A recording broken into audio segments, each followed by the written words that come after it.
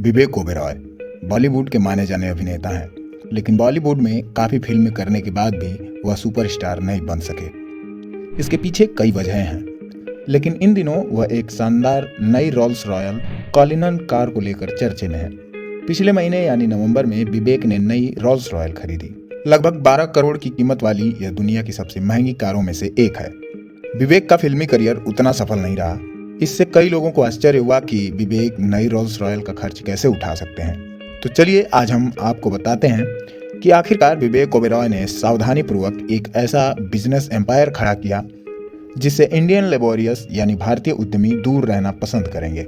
विवेक ने 2002 में जिस मूवी के साथ बॉलीवुड में कदम रखा था वो थी कंपनी, जो विवेक के लिए बड़ी हिट साबित हुई। इसके बाद उन्होंने साथिया, मस्ती और ओमकारा जैसी हिट फिल्में दी। उस वक्त उनका करियर पीक पर था, लेकिन इनके साथ भी वही हुआ जो बाकी के नए एक्टर्स के साथ होता है, और बॉलीवुड इसके लिए फेमस भी है। बॉलीवुड में जब भी कोई नया एक्टर अच्छी परफॉर्मेंस करता है तो उसके खिलाफ विवाद करके उसके करियर ग्रोथ को रोक दिया जाता है, और विवेक के साथ भी वही हुआ जब ऐश्वर्या राय के साथ इनके रिश्ते और सलमान के साथ इनका विवाद हुआ। खैर, बॉलीवुड में ये तो आम बात है और ये बात आप लोगों को भी बखूबी पता होगी। सलमान के साथ इनके विवाद की वजह से इनको नई फिल्में मिलनी बंद हो गई और इनका करियर बर्बादी की तरफ बढ़ने लगा। इन मुश्किलों के बावजूद विवेक ने खुद को फिर से संभाला और क्षेत्रीय सिनेमा, खासकर तेलुगु और मलयालम फिल्मों में काम करना शुरू किया। उसी दौरान एक popular web series Inside Edge में भी नजर आए थे। आप में से कितने लोगों ने ये सीरीज देखी है, कमेंट बॉक्स में जरूर बताइएगा। आइए अब वापस आते हैं अपने मेन टॉपिक पर कि जब विवेक का फिल्मी करियर इतना बेकार रहा तो फिर इन्होंने संपत्ति के मामले में अच्छे सुपर स्टार्स को पीछे कैसे छोड़ दिया। आपको बता दें कि विवेक की सफलता का मुख्य कारण उनका फिल्मी करियर नहीं है, बल्कि समय के साथ विवेक ने एक बड़ा बिजनेस एम्पायर खड़ा किया है।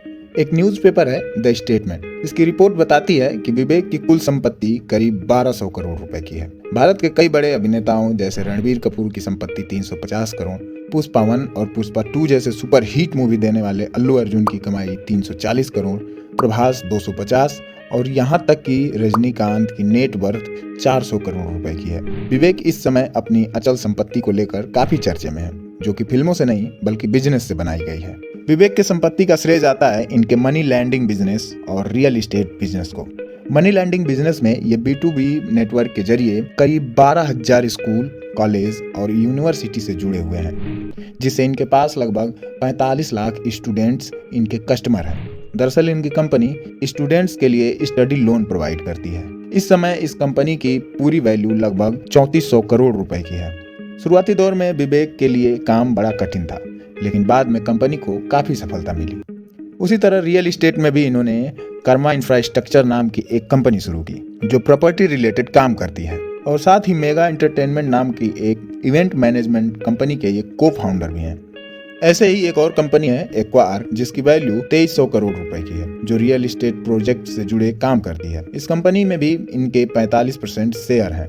यह कंपनी UAE के रास अल खैमा में स्थित है। विवेक के पास ऐसे ही अनेकों बिजनेस प्लान हैं, जिससे इनकी इनकम ग्रोथ लगातार बढ़ रही है और आगे भी ऐसे ही बढ़ती रहेगी। अब मोरल ऑफ स्टोरी ये है कि अपने जीवन में हमें प्लान B हमेशा तैयार रखना चाहिए और किसी एक काम पर निर्भर नहीं रहना चाहिए। तो मेरे प्यारे दोस्तों, आज की इस स्टार्टअप और स्ट्रगल की कहानी का सफर यहीं समाप्त करते हैं और मिलते हैं अगले एपिसोड में एक नई स्टार्टअप स्टोरी के साथ। तब तक के लिए नमस्ते, धन्यवाद।